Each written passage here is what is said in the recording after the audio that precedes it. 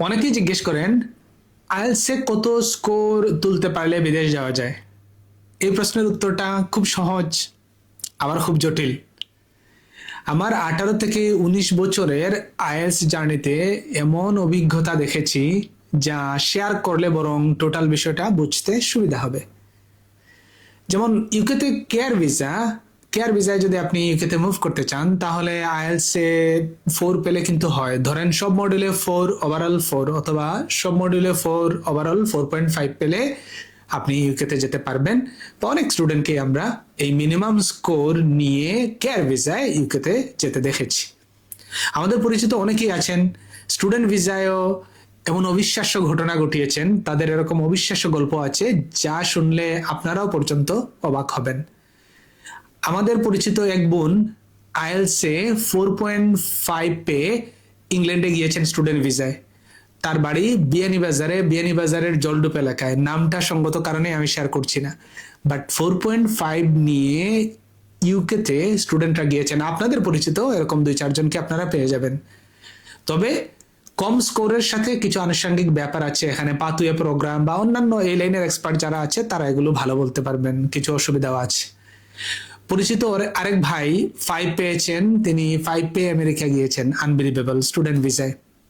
বা আমাদের স্টুডেন্টস আরো অনেকেই আছেন 5.5 অস্ট্রেলিয়া, 5.5 ইউএসএ, এরকম অহরহ ঘটনা আছে। এছাড়াও 5 পেয়ে ধরেন কানাডাতে যাওয়ার মতো ঘটনা আছে। ইউকে, অনেকগুলো দেশ একেবারে টপ কান্ট্রি যেগুলো আমেরিকা, ইউকে, এরপরে অস্ট্রেলিয়া, ইউএসএ, এরকম সব দেশে কিন্তু এরকম কম স্কোরে যাওয়ার, মিনিমাম একটা ডিসেন্ট স্কোরে বা কম স্কোরে যাওয়ার প্রবণতা আমরা অতীতে লক্ষ্য করেছি।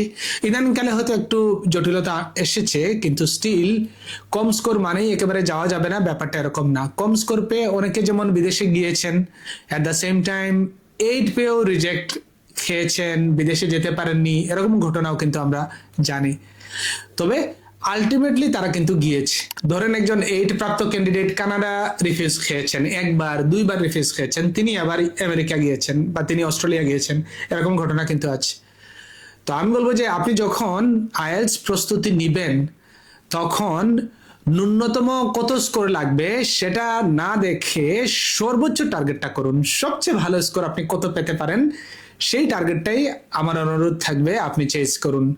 কারণ আপনি যদি টার্গেট করেন 8, তাহলে সেটা না পেলেও অন্তত 6.5 বা 7 তো পাবেনই।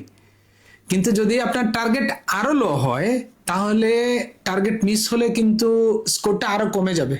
সেটা কিন্তু অনেক ক্ষেত্রে অসুবিধারও তৈরি করতে পারে। এছাড়াও আইএলটিএস এ ভালো স্কোর করলে ভালো স্কলারশিপ পাবার কিন্তু ভালো সম্ভাবনা থাকে। একটা ভালো ইউনিভার্সিটিতে চান্স পাওয়ার কিন্তু সুযোগ থাকে। যে কারণে আপনার লক্ষ্য যেন কেবল বিদেশ পাড়ি দেওয়া না হয়।